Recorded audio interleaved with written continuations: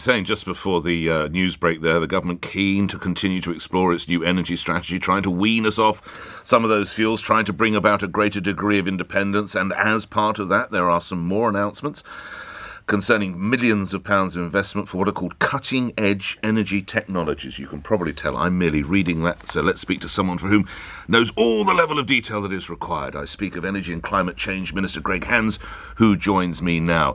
OK, sir, what sort of money are we talking about and where is it going? Good morning.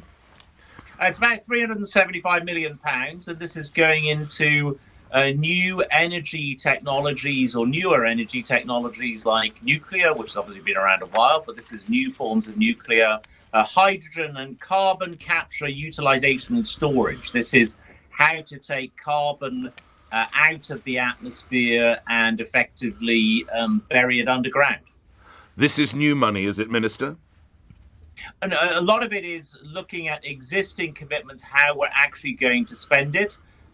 So the hydrogen money, for example, that we've committed to was committed last October, but the hydrogen business model lays out exactly how this will be spent and how it will support technology innovation in the hydrogen space, which is a really, really exciting possibility for the UK as a fuel of the future, low carbon fuel that will enable us to power things like ships, potentially planes, lorries, HGVs, and so on with hydrogen. Notwithstanding its importance, though, it is fair to say we have heard of some of this money already then. It has effectively been spent before. Well, it's not been spent before, but what today does before is outline, it outlines how it will be spent and where it will be spent and the procedures for making sure that we get best value for money. You won't be surprised, Minister, that we've been talking about energy and power a lot over recent weeks, and particularly yesterday. There does seem, and you'll know better than I because this is your brief, there does seem a very cogent argument to have a closer look at what could be provided by tidal power. And I know we talk hydrogen, we talk advanced nuclear and CCUS, carbon capture. Nothing about tidal power, Minister. Why? Well, because we've already made announcements on tidal. What's going on, Nick? We have at the moment an auction, a contracts for difference auction on renewables. And for the first time ever, we've included a dedicated pot of £20 million to support tidal projects, which is really exciting. The UK, we're very blessed, Nick, by an excellent geography and excellent geology. Tidal is very much part of that. We've got some great potential for tidal. This £20 million is dedicated for helping tidal projects to be able to realise that potential.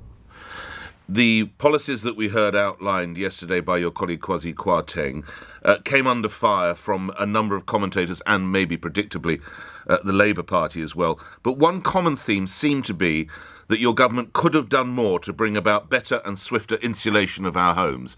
Do you accept that level of criticism? And if not, why not? What have you provided for?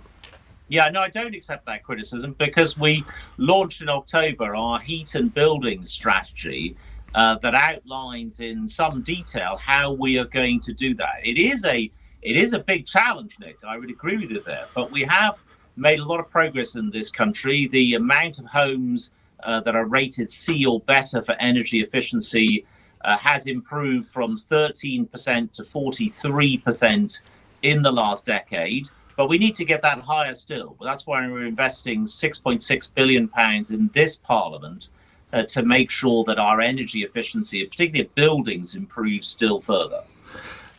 How long? I won't need to tell you, you're touring the country, I'm sure. A lot of people are hurting with their gas bills and their power bills and their energy bills, the cost of living crisis. The measures that you and your colleagues are putting in place, how long before they'll actually be felt in the bill, in their pocket, and we might see some reductions? Well, we're already seeing the reduction in council tax, the council tax discount, which is already coming in for those in bands A to D properties of £150 off council tax.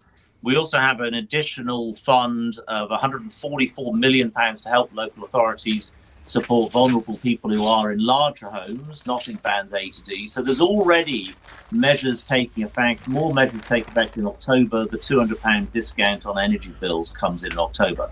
We totally recognise that energy bills are very, very high for people. It's driven particularly by the world situation, the the appalling Russian invasion of Ukraine has driven global energy prices to record highs. The UK is not immune or exempt from those prices. That is why we are providing some support. But equally, we recognise that these are difficult times for many people with their energy bills. Well, they are. I don't need to tell you. The energy price cap for domestic customers lifted by an average of £693 to £1,971 at the start of the month. Everybody, as you rightly say, feels that. How are you seeking to economise, Minister? How am I seeking to economise? Well, I'm always trying to keep an eye on my energy consumption. Make sure that energy is used sensibly. I'm making sure that I'm not using cars as much as possible, making sure public transport use, all of these things I think all help to reduce energy usage, increase the way that we lead our lives, Nick, I think is going to be really important. But most of all is the support being provided by government, and particularly the energy strategy, where in the medium to long term, we need to produce more of our own energy, and more of that energy coming from low carbon, renewable sources and nuclear. Finally, reminding listeners you served as Chief Secretary to the Treasury, the most senior position in the office outside of Chancellor. I have to ask you, are the tax affairs, business arrangements of a Chancellor's wife in the public interest? Well, look, I think there's been some of the commentary I think has been a little bit unpleasant. To be frank. But, as politicians, I think we should stick to the politicians. It's the politicians who should be scrutinised, not politicians' families. As it is, Rishi Sunak's wife has put out a statement yesterday explaining that she does pay UK tax on her UK income, pays international taxes on her international income. That is not unusual for somebody who is a foreign national. She is an Indian national. And her affairs in that regard are not unusual for somebody who is not domiciled here, but is a foreign national. But lastly, does it present the right look? We have a phenomenally successful Chancellor with an even more successful wife, enjoying considerable riches, imposing these increases in our gas bills, fuel bills and unleaded petrol. It's not a good look, is it, Minister? Well, first, Nick, it's not the government who's imposing any increases on energy bills. Those are worldwide prices. What I would say is she has put out a comprehensive statement. She does pay UK tax on her UK income, which is quite right. And she also pays internationally tax on her international income. So it is not as if she is avoiding or evading tax. What she is doing the right thing and paying UK tax on her UK income. And she's put out a comprehensive statement to explain that. Grateful for your time today. Greg Hands is Energy and Climate Change Minister, appearing here on LBC, where the 8 o'clock news is next. On your radio, on Global Player, and Play LBC. Leading Britain's conversation. This is LBC. From Global's newsroom at 8 o'clock, British defence officials say Russian forces have now fully withdrawn from northern Ukraine. Some are expected to be transferred to the